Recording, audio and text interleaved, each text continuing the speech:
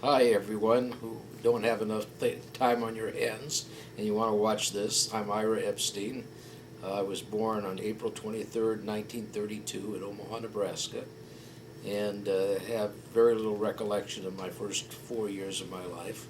But at age 5, I remember that I used to start taking accordion lessons and acrobatic lessons when I was age 4, as a matter of fact. My mother used to take me to lessons every week, and they had a small grocery store on 2701 Maple Street in Omaha, and had that for a few years.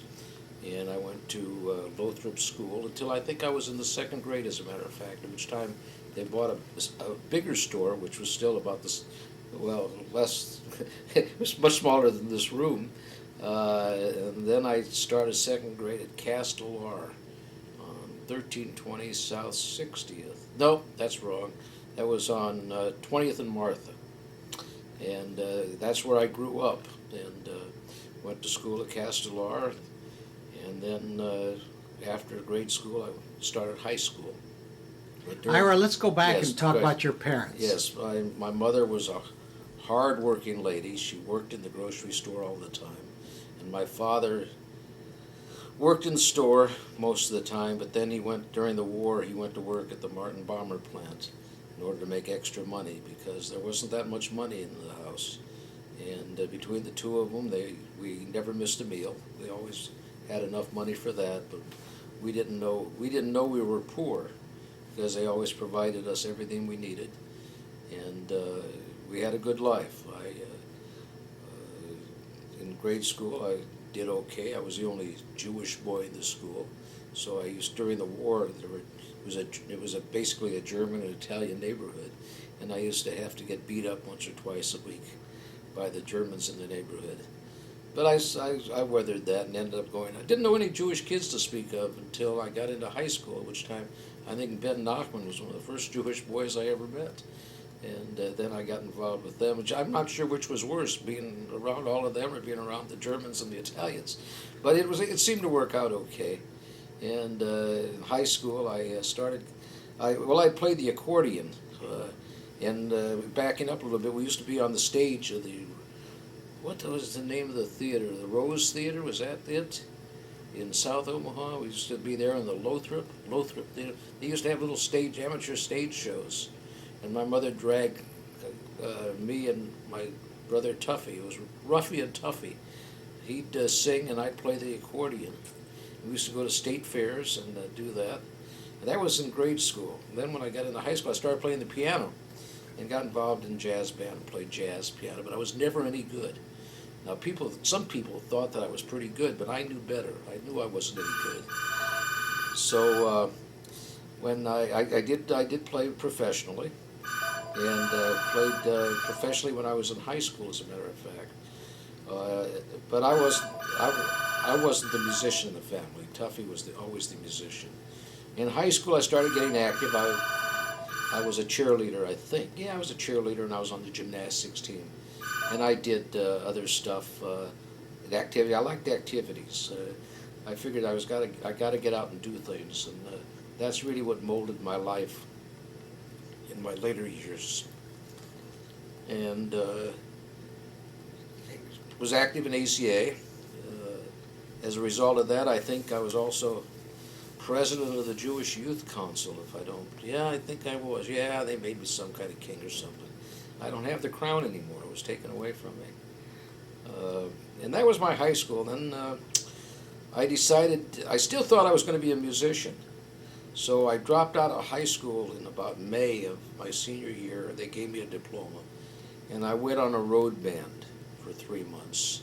And then I knew I wasn't any good. I mean, then that was the deciding factor of my life. So I decided to go to Nebraska.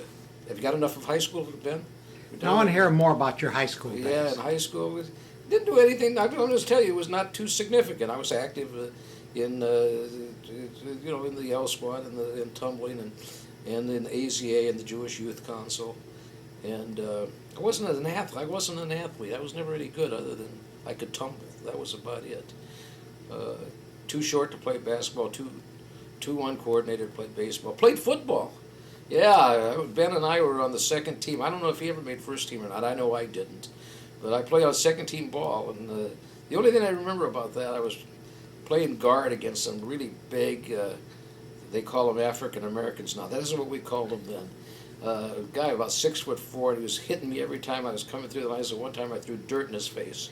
That got his attention, and I got out of there as fast as I could after that game. But high school football was fun. Second team was fun. We didn't get nobody watched us or anything. We had a lot of fun, and it was good and kept me out of trouble. But that's I don't. My high school years really were not. Looking back now, they're faded in my memory. But we had a good time. We had a nice bunch of guys. We used to spend a lot of time playing with the pinball machines, I think, on 24th someplace. And didn't get into any trouble. We never got into any trouble. No drugs, no marijuana, none of that stuff. We didn't know what that was at the time. But then after the road ban, I started Nebraska and went to Lincoln. And at that time, my mother gave me $1,000 for college. And she says, if you really want to go to school, you'll find a way. So for 7 years, I worked my way through school and did all kinds of jobs. I worked at Sears. I worked in the law library while I was in law school. I worked in an iron and metal place and hauling molten steel. Worked in a band. One year I was house mother of the fraternity, paid free board and room. I didn't major in law. I was going to be I didn't go into music. I knew I was going to do that. So I started taking sociology and psychology and political science. And I was thinking I was probably going to be a social worker. And I had two colleagues at the time, Gary Feldman and Alan Garfinkel. And they were both, they were 1 year behind me, but we were all thinking about what we were going to do after we got out of school. And after the third year, I was finishing my third year, they were finishing their second year. We all decided to go to law school, and the three of us went to law school together. But backing up in my college years, they were exciting years for me. When I was a freshman, a man by the name of Norm Harris, who had already graduated years before that, and he was the manager of Sears, and he's the one that gave me a job at Sears on weekends. And he told me that the Sammy House didn't have any innocence, and I should try to be an innocent. And for those who see this, that was a senior honorary for activities and scholarship, which is awarded to 13 male juniors at that time. Now they have females. And it's to the 13 supposedly most active people on campus. But it was very political. And if you didn't have a fraternity brother that was already an innocent, the odds of getting into innocence was pretty slim. So the only way you could beat the system was by getting into every activity possible. And Norm Harris had told me that that's what I got to do. So I got involved in everything imaginable on campus. I was Yale King. I was on the gymnastics team. I was on student council. I was on the Nebraska Athletic Board of Control. There was also a sports honorarium called Corn Cobs at the time. I don't know what the hell they did, but I was in that. And every activity I could think of, I got involved in. I was also president of the fraternity house. So come my junior year, I did get into innocence. And what's so important about innocence? Well, we won't jump ahead yet. We'll tell you what happened about innocence. So now the question is, after my third year and after Gary's and Alan's second year, I didn't want to go in the service. Ben went in the service. Some of my other fraternity brothers went in the service. But I sort of wanted to stay. So the only way I could stay in school is by not graduating. And the only way I could not graduate is start law school. And that at that time they had a 4-year law school, and you didn't get a degree until the end of the law school. So that's what I did, and I went to law school. And while I was taking the law school entrance exams, I wasn't too serious about it, to be very candid. I was conducting Yell Squad tryouts for 70 girls. So after the first session, each time I'd leave, and I'd try out these girls. They were pretty nice-looking girls. It was sort of it was mentally, if nothing else, stimulated. So I got called in by the dean at that time after the test came in, and he says, he says, you flunked the entrance exams. I says, well, I can understand why I flunked the entrance exams. I said, I was only there for part of the sessions each day. He says, well, he says, because of your scholarship and all the activities, and we're going to let you in on probation. And I appreciated that, and I started law school. And although I didn't finish that well in law school overall because I didn't have time for law, I didn't have time to study that much. But my first year I finished third in my class, and the dean called me in. He says, he said, these were numbered exams, so they didn't know who it was. So he called me in and told me the story about my constitutional law professor who flunked out a third of the class every freshman year. And he called the professor, it was Dean Putel, I remember. And he says, he showed Putel my test results from entrance. And he says, will you let this guy into law school? He says, no. He says, I'll flunk him out if he comes in. He says, well, he says, he just finished first in your class at constitutional law that year, which I thought was pretty good, considering the fact that I didn't study that hard. Never did quite understand Marbury versus Madison. But now, after all these years, after reading about all these revolutionary characters, I really do now understand Marbury versus Madison and McCullough versus Maryland in some of those cases. But that was my law school. I was editor of the Law Review, and I sort of did pretty well in law school. I didn't, as I say, I didn't make coif because after my first year, I decided, well, hell, I can do that, so why should I study anymore? So I didn't have enough money to buy the books, so I never bought the books. I borrowed them from the library because I worked in the library part-time. And when I graduated law school, I was drafted before I graduated.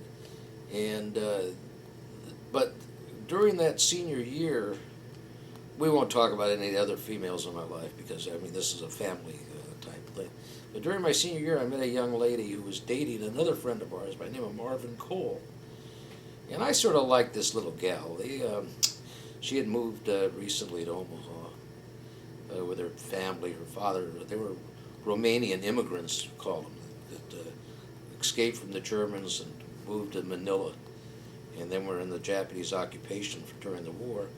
I always said they went the wrong way. That's a lack of direction her father and mother had. In any event, I met her, and I sort of liked her.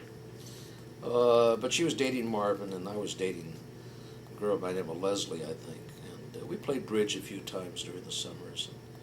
Come April 23rd, which is a significant date, if you listen to the first part of this tape and saw that was when I was born, I got a birthday card from this gal. And I thought, gee, that's sort of nice. I think I'll call her up and we'll have a drink. So to make a long story short, on April 23rd we had our first date, and on July 21st we got married. Now, why did we get married that soon? Well, I was coming out. I met Melvin Belli while I was in law school, and worked with him on a case in Omaha. And he invited me to come out to the plaintiffs' convention, which was in L.A. in that June. It was going to be in July, I think. And my girlfriend, this girl, Nadi was her name. Now that I think of it, she was coming out for a wedding for a gal by the name of Alberta Bush. So I said, well, why don't we go out together? And her mother says, no, she says, you're not going to travel together unless you're married. I said, okay, then we'll get married.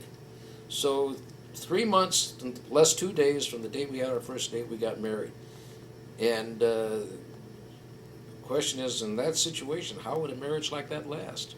Well, we've been married 49 years now, and I can credit, if I really want to credit, the success of our marriage. My wife always says, the reason why we've married this long is that we've never had a meaningful conversation. And the truth is, we've never had a meaningful conversation. But I think more than that is lethargy. That's the most important part of a marriage, I think, is don't don't sweat the tough stuff. Just let life go on, and everything will be okay, and you'll solve your differences fairly easily. So that's why we got married, and unfortunately, I had to stay in school because if I didn't want to go to be drafted, so I was waiting for my commission to come through. And as a result of that, I stayed in school with a fellowship until about April. But to back up, and why I'm not in Omaha, after I graduated, I decided to start interviewing with law firms. And the best Jewish firm at that time was a firm by Harry B. Cohn. And he said he'd give me $100 a month because I had a good record. They generally don't pay anybody, but he'd give me $100 a month. And then I started interviewing with the Gentile firms. They didn't want to hear about hiring a Jewish boy.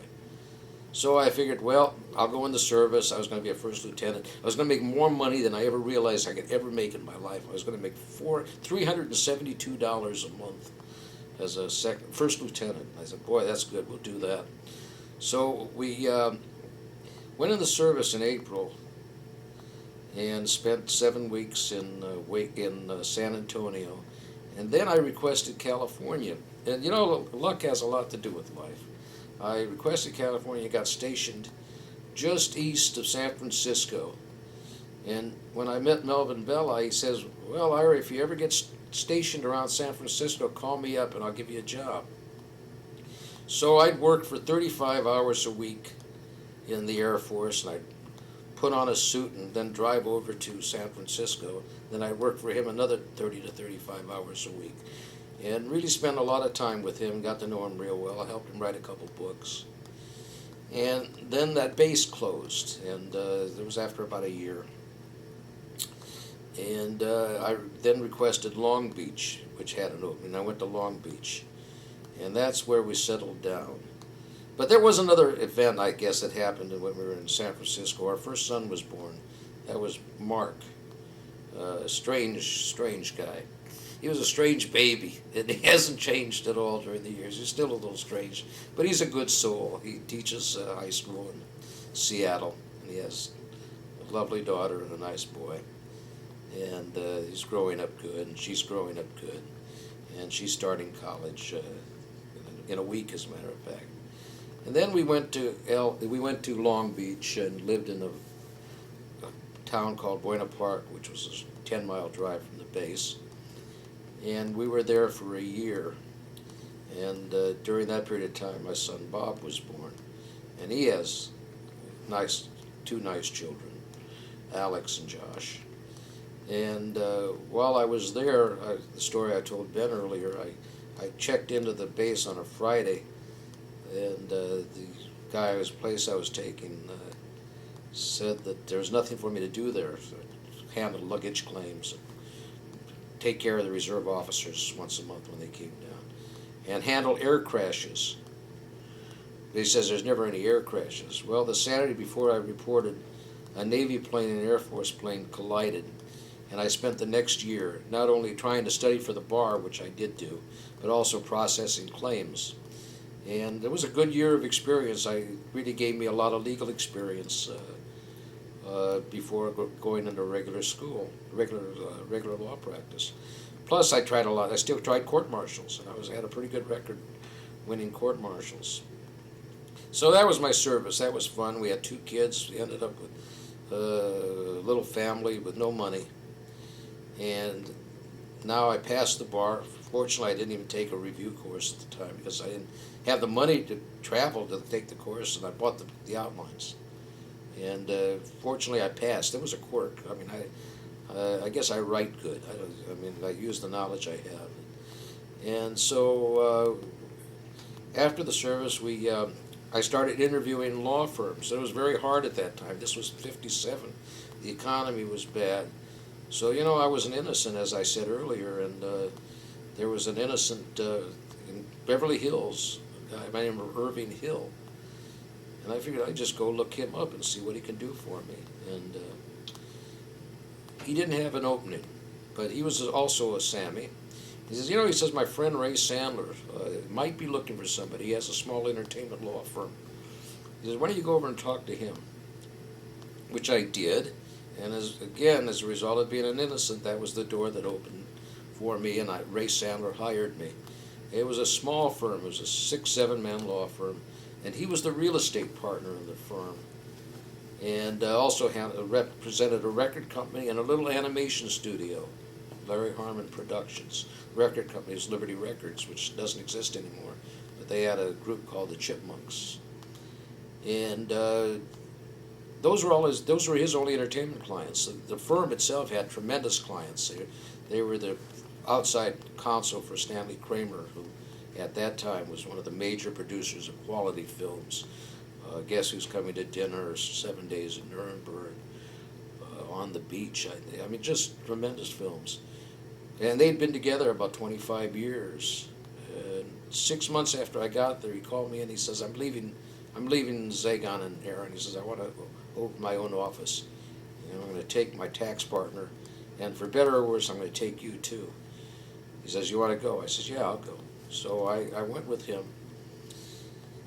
And because I was now, instead of the 7th lawyer, I was now the 3rd lawyer in the firm, and I was thrown into handling some very complicated real estate matters, and I represented two of the major home developers in Los Angeles at that time. I did all of their day-to-day work, and also got to know the record business. Did a lot of record work, and also I knew a little bit about animation, representing Larry Harmon, who was Bozo the Clown. And that's where my life sort of turned. One night, Noddy was playing bridge at a Hadassah bridge dinner, a bridge group, and she wasn't a member of Hadassah, and the lady who was playing with her also wasn't a member. She wasn't Jewish, a lady by the name of Jay Scheimer.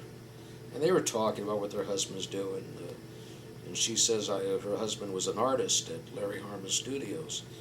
And my wife said, well, my husband is an attorney who represents Larry Harmon. As a result of that, I developed, up till now, who's a lifelong friend, Louis Scheimer.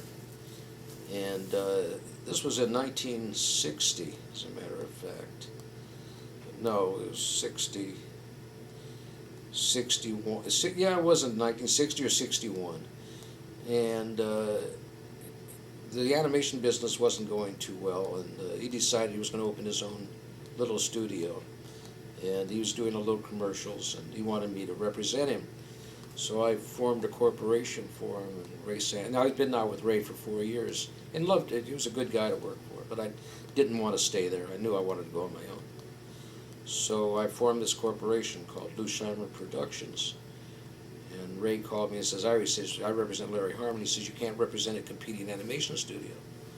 And I said, well, gee, he's not competing really, he's just getting started. He says, no. I said, okay. I said, well, I'll quit then. I'll go out on my own. And I'd already talked to a couple other guys, and ended up going with a guy by the name of Jerry Bizarre, who was a dear man. And we became partners, and after we became partners, went on our own. Lou Scheimer then proceeded not to produce anything.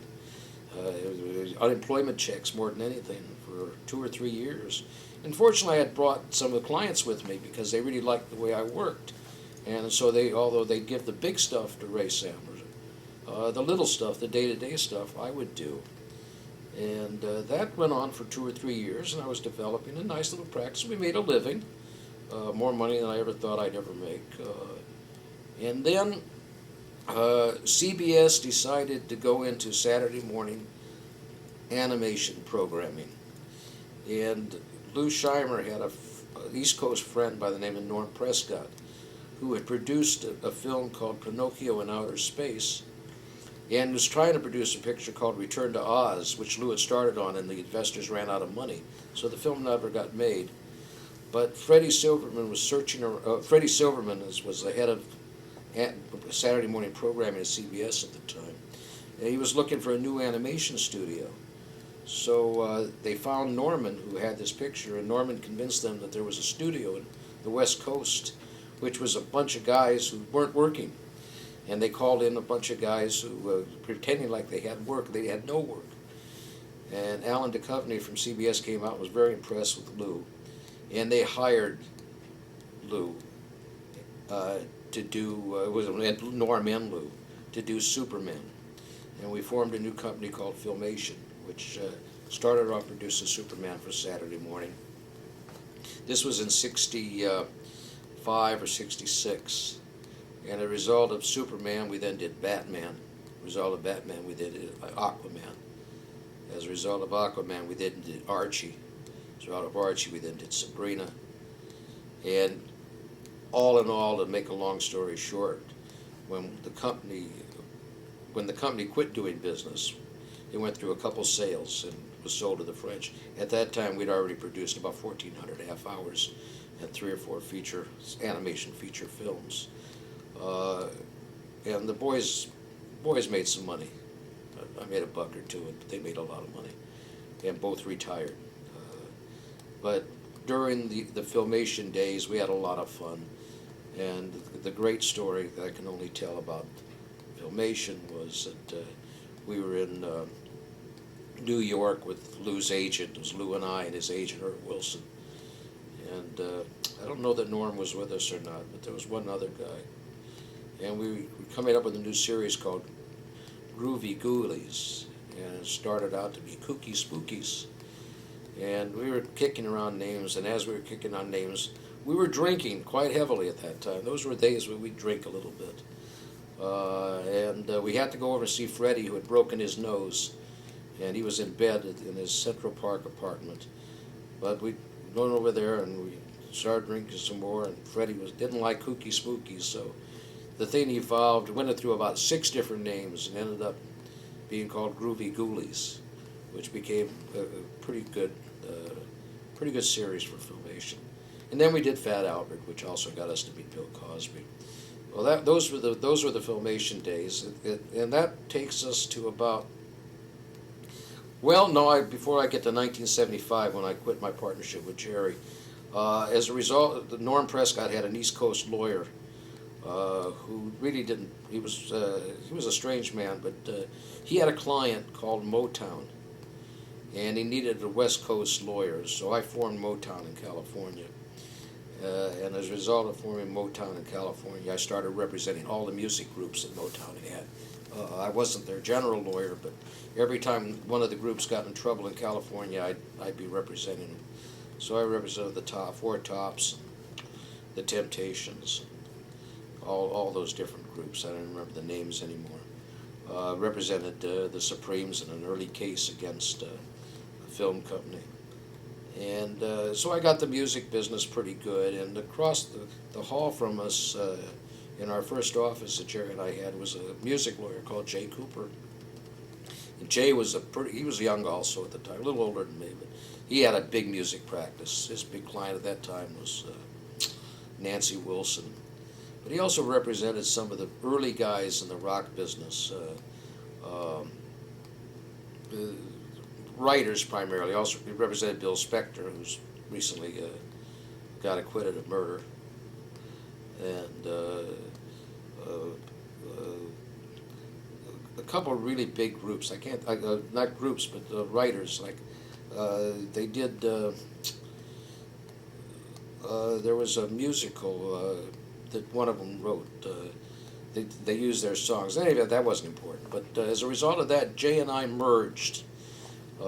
We had a neighbor in Encino called Dan Mark, who was also a lawyer, who officed with Jay. And I wasn't happy with Jerry because he wasn't producing as much as I thought he should. So Jay says, well, Dan Mark brokered a deal between Jay and I, and he had another partner. So we started off with 5 lawyers. And Jerry and I had about 7 or 8 lawyers, so I brought a couple of those guys with me. And we started off with those 2. We had 5 to start with. And through the years, we built that firm up to about 60 lawyers.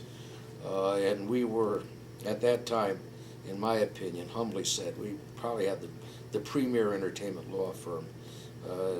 We represented or did work for almost everybody in the business. I personally represented Carroll O'Connor, who I represented from the early, all in the family days, all the way to his death, and I still am the trustee of his estate. And when his wife passes on, I'll have to handle that estate for him. A lot of experiences with Carroll, but My law experiences were fun. I was the managing partner. And as a result of that, I got to meet all the clients of the firm, even though I didn't represent them. So we represented, at one time or another, Jerry Lewis, and Hustler Magazine, Buddy Hackett, Pamela Anderson, Robin Williams, Mel Brooks. I personally did work for Marlon Brando and Mary Tyler Moore, Flip Wilson. I did a lot of their real estate work, and that's where real estate comes in. As a result of my dual specialty, I got involved with the hottest business manager in Los Angeles, who became one of my best friends, and his widow is still a friend of ours, Elena Brown. So through Norton, the real estate deals I put together involved all these people, including the presidents of NBC, CBS, and ABC. I still do work for the past presidents of ABC and NBC. And they were fun works. The one great story I can tell involves Marlon Brando. Well, I didn't do that much work for it, but he was in these real estate syndications. But he had a Japanese, let's say a friend. I think she may have been a mistress at one time, but we're not saying that for the record. And she had a house built in a very exclusive area of Los Angeles. And there were all kinds of construction defects. So Marlon wanted to tell me what all the construction defects were. And I spent 4 hours with this guy, where we went through the whole house, and he was telling me everything that was wrong with this house. And when we were all done, he says, I want you to know, he says, I recorded our entire conversation, which I thought was delightful that he should tell me that after the fact. But it made no difference. I said everything I meant to say anyway. But Marlon was a very strange guy. And that was my experience with Marlon. Carol, I had some great stories with Carol. One time I had to be in Houston for a television convention, and when he was doing Heat of the Night, and the president of MGM called me over, and we got together for a drink, and he says, Ira, he says, I'm having trouble with Carol. This was on a Saturday. He says he won't show up to work Monday morning. He's refusing to appear on stage. And the truth was, I was going to go over and fly over to see Carol anyway. He was filming Heat of the Night in New Orleans. So I said, well, I says, I'm flying over anyway. I says, I'll see if I can talk to him. And his problem was that there was a script that was written, and it was a marrying parson who married 5 women. And he didn't think that was proper. And what he didn't think was proper was the fact that he was black. And they didn't say in the script he was black. And Carol didn't want to have anything that sounded disparaging to African Americans, so he refused to do the show until they changed the script. And MGM, in its wisdom, decided they better change the script. And I talked Carol into performing, and he came on. At which point, I was up in some crazy town up the swamp. I got food poisoning. On the way back on the plane, I almost died. I lost my sense of direction. Got off the plane, couldn't find my car. But I eventually got myself home. Representing Carol was probably the highlight of my life. He was a good guy, and we miss him. Other than that, in '92, I forgot about my son James, who was born back in, I don't know when he was born. He was born back in '61. And he's now in the television business as assistant director. And he's doing real well with it, and we're proud of him. Bob, of course, is a lawyer, and we're proud of him. Mark is doing what he wants to do, and he's doing a good job, and he's a good boy. He's doing what he feels he should be doing, and I doubt that he'll save the world, but at least he's trying. So that takes us up to 92, 93, and the pressure was starting to get to me. I wanted to be a lawyer. It turned out all I was a businessman at that point, because running a law firm for 60 prima donnas was really getting to me. I'd spend 60-70% of my time talking to them and running the firm, 30-40% of my time practicing law. So I figured if I quit, I could spend more time practicing law and less time dealing with management. So, and we also had a house in San Diego already, and we liked our house. We started to spend more and more time there. So I figured, well, I'll quit and I'll become of counsel to a firm. And I took some of my clients with me, and I became of counsel to a firm, Weissman Wolf, which was another small entertainment law firm. At that time, the firm dissolved, and Jay Cooper, engineer, rather, there was nobody. It was my fault. I didn't have any successor in place, and there wasn't anybody who wanted to take on the aggravation that I had. So Jay engineered a merger for about 26 of us with a firm called Manette Phelps. And I didn't really care for that firm that much. I didn't want to go there, so I and a couple of the other partners went to Weissman Wolf. Jay went to Manette Phelps with about 20 of the lawyers. And about 10 lawyers decided to form their own firm, and they're still functioning as their own firm. So now I'm with Weissman Wolf from 92 until 2002, and doing a nice job. I'd work 3 days a week. First I'd work 4 days a week, and then I'd work 3 days a week, and I stayed at about 3 days a week and really enjoyed it. But I had a client called Image Entertainment where I was on the board, and they were a DVD distributor, and they weren't happy with Weissman Wolf. They didn't have enough corporate people there, so they went to a small growing firm in Los Angeles called Greenberg Tarrig, and the head of personnel for Weissman Wolf also went over there to become the executive manager, or whatever you want to call him. And one of the other lawyers from Weissman Wolf went over there, and they started talking to me about coming over there. And lo and behold, Jay Cooper quit Manette Phelps, and he went to Greenberg Tarrig. And Jay called me and says, "Iris, why don't you consider coming over to Greenberg Tarrig?"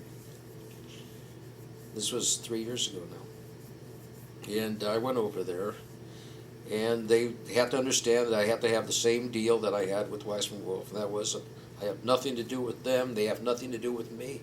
I have my clients. I get all the fees for my own clients. And if I send them work, I take a share of that fee for doing the work. And I had a pretty good practice yet, so they bought that concept, and that was my deal. And as the years have gone by, now the last 3 years, I've gotten down to a day and a half a week. But I still bill maybe 70, 75 hours a month because I take phone calls at home.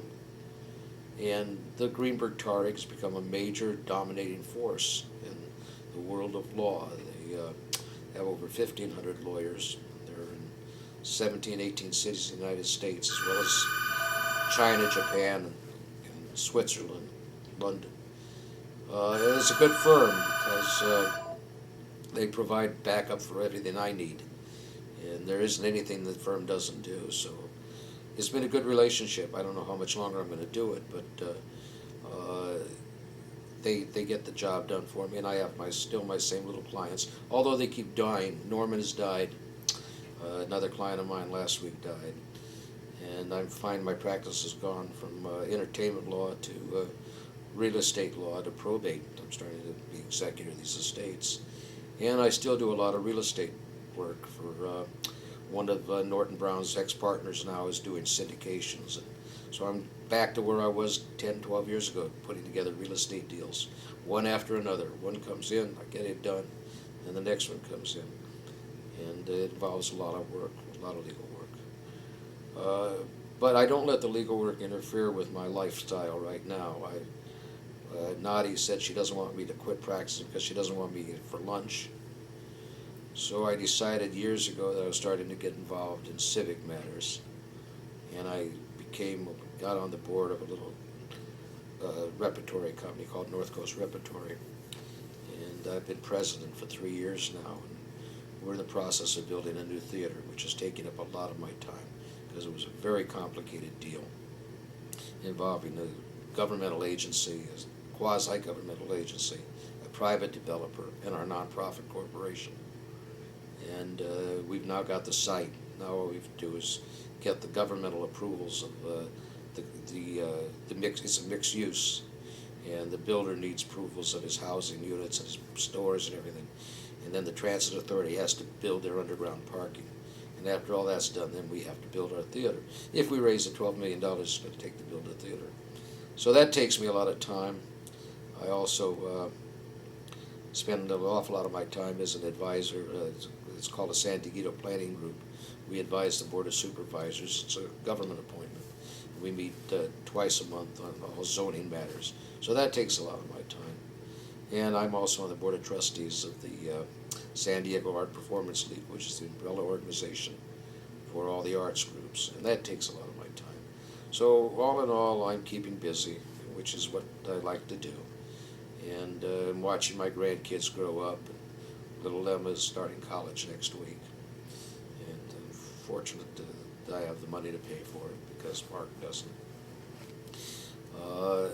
And that's about all I can say. That takes me up to now. I've glossed over about 70 years of life, but anything else, Ben, you want?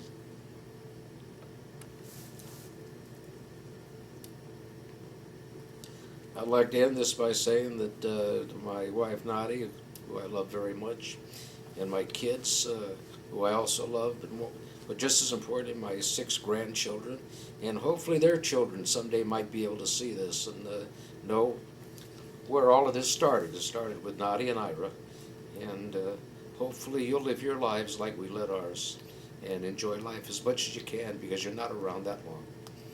Thank you.